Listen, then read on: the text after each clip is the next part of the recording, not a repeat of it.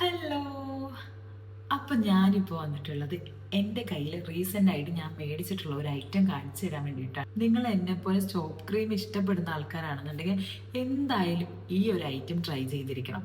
ഇത് റീസെൻ്റ് ആയിട്ടാണ് എൻ്റെ കയ്യിൽ കിട്ടിയിട്ടുള്ളത്. ഇതിന് മുന്നേ ഞാൻ സ്റ്റോപ്പ് ക്രീംസ് ഒക്കെ യൂസ് ചെയ്തിട്ടുണ്ട്, എനിക്ക് നല്ല ഇഷ്ടപ്പെട്ടിട്ടുണ്ട്, ഞാൻ അതിൻ്റെ റിവ്യൂസ് ഒക്കെ ചെയ്തിട്ടുണ്ട്.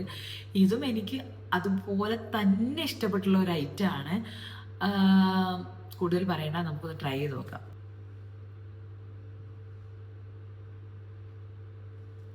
ഇതിൻ്റെ ഒരു പ്രത്യേകത എന്താണെന്ന് പറയുക, ഇതിൽ ഒരുപാട് ക്വാണ്ടിറ്റി.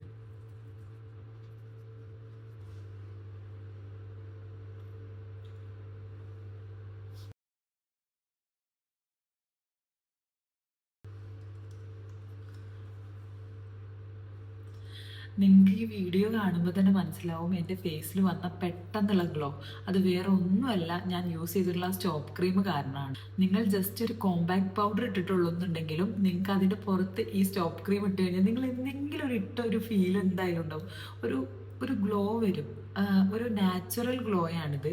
എനിക്ക് തോന്നുന്നു ഡസ്കി സ്കിൻ ടോൺ ആയിട്ടുള്ള ആൾക്കാർക്ക്, ഞാൻ എപ്പോഴും ഡസ്കി സ്കിൻ ടോൺ എന്ന് പറയുമ്പോൾ നിങ്ങൾക്ക് വിചാരിക്കും ഇവർക്ക് ഇതേ പണിയുള്ളൂ എന്ന്. പക്ഷെ നിങ്ങൾ മനസ്സിലാക്കേണ്ട ഒരു കാര്യം, എല്ലാതും ഡസ്കി സ്കിൻ ടോണിന് ചേരില്ല. അപ്പോൾ അങ്ങനത്തെ ആൾക്കാർക്ക് നമ്മുടെ കുറേ ഹൈലൈറ്ററൊക്കെ വാരി തേക്കുന്നതിനേക്കാളും ബെറ്റർ ആയിട്ട് എനിക്ക് തോന്നിയിട്ടുള്ള സ്റ്റോപ്പ് ക്രീം ആണെങ്കിൽ ആ സൈഡൊക്കെ എന്താ പറയുക നന്നായിട്ട് ഹൈലൈറ്റ് ചെയ്യുകയും ചെയ്യും. പിന്നെ ഇതൊരു പിങ്കിഷ് ഷെയ്ഡാണ് വരുന്നത്. അപ്പോൾ അതുകൊണ്ട് തന്നെ ഒരു നാച്ചുറൽ പിങ്ക് കളർ അവിടെ വരുന്നതുകൊണ്ട് തന്നെ നല്ല ഭംഗിയായിട്ടിരിക്കും കേട്ടോ. നിങ്ങൾക്ക് വീഡിയോയിൽ എത്രത്തോളം കാണാൻ പറ്റുന്ന അറിയില്ല, പക്ഷെ ഇത് ഞാൻ കണ്ടിന്യൂസ് ആയിട്ട് തേക്കുന്നുണ്ട്, എനിക്ക് ഭയങ്കര ഇഷ്ടപ്പെട്ടു. ആർക്കെങ്കിലും ഇതിൻ്റെ ലിങ്ക് വേണമെങ്കിൽ എന്നെ ഫോളോ ചെയ്തിട്ട് ലിങ്ക് എന്ന് കമൻറ്റ് ചെയ്താൽ മതി കേട്ടോ. അപ്പോൾ അത്രയേ ഉള്ളൂ. ടാറ്റാ.